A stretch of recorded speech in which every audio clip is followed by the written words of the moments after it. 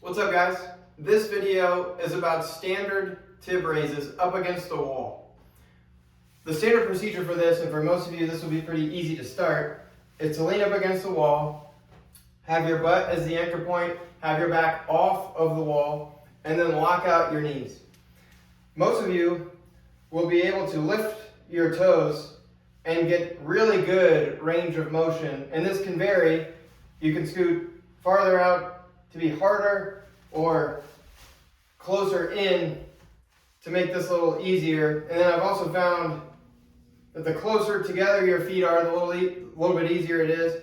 But for me, this just hasn't worked. I can't get range of motion. I can kind of do an isometric, but there's not much here that I can work with, and I've been at this for months. But the reason I've made this video is to show you a variation of a regression that has worked for me.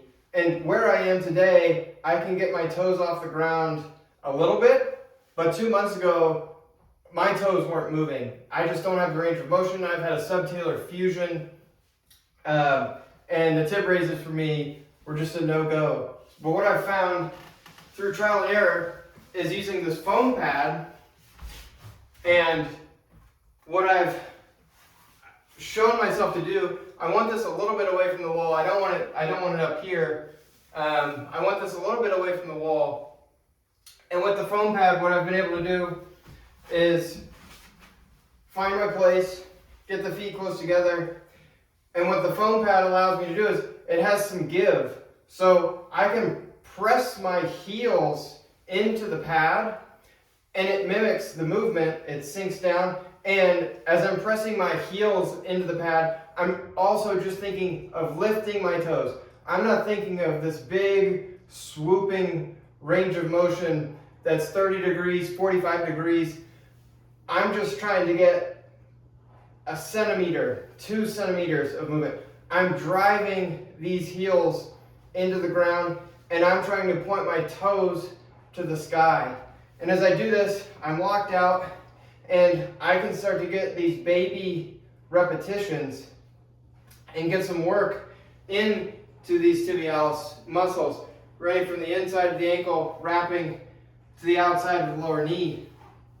And by using this foam pad, I know that I'm getting 1 degree or a tenth of a degree of improvement as I'm doing this, which I would not have found just by going off of hard ground.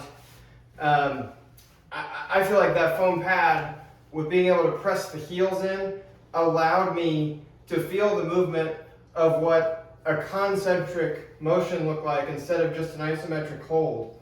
So if you have a foam pad, please try this as a variation if you're struggling with your tib raises.